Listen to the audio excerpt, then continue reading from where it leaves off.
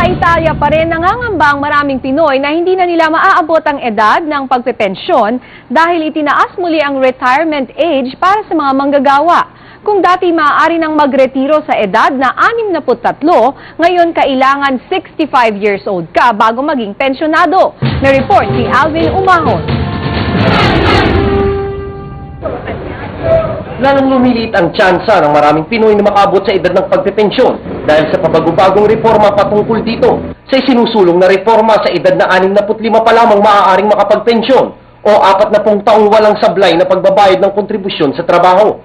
Dati maaari ka nang tumanggap ng pensyon sa edad na 63, kaya naman maraming Pilipino ang nag-iisip na ng plano sa kanilang pagtanda at sa pag-abot nila sa edad pensyonado. Isa na dito si Elmer Clemente. 1991, maging legal si Elmer sa Italia sa edad na 22. Ngayong 41 taong gulang na siya, kailangan pa niyang magantay ng 23 taon bago makapagpensyon. Pero dahil sa bagong batas, nadagdagan pa siya ng 2 taon bago maging pensyonado. Ang katawan araw-araw tumatanda, araw-araw humihina.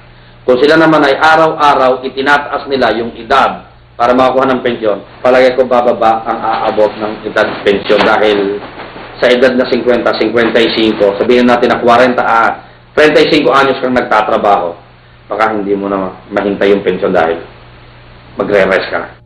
Ang isa pang uri ng pensyon na bunsod ng katandaan o tinatawag na pensyon ni Dibikyaya ay may panibagong requirements din. 52 taon na si Selpa Cervantes at 5 taon pa lang sa Italia. Dahil sanay naman sa hirap, wala na raw siyang balak na bunuin ng 13 taon pa sa trabaho.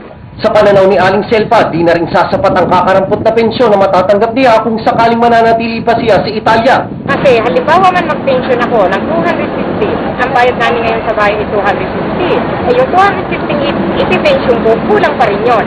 Ngayon, kung uuwi ako sa Pilipinas at sanay naman ako sa hirap, may pera lang ako ng kaunti, magtitinda ako ulit, so kasama ko pa ang pamilya ko. Sa ngayon, nakahain na ang panukala na mas magiging malimit ang mga reforma sa pensyon sa mga darating na taon. Sa mga pagbabagong ito, nangangahulugan lamang na karagdagang pang pagtitiis at pagsasakripisyo sa hanay ng mga OFW. Kaya naman mas mabuting paghandaan ang kanilang kinabukasan dahil ang lakas na puhunan ay pansamantala lamang. Para sa Balitang Europe, Alvin Umahon, Pisa, Italy.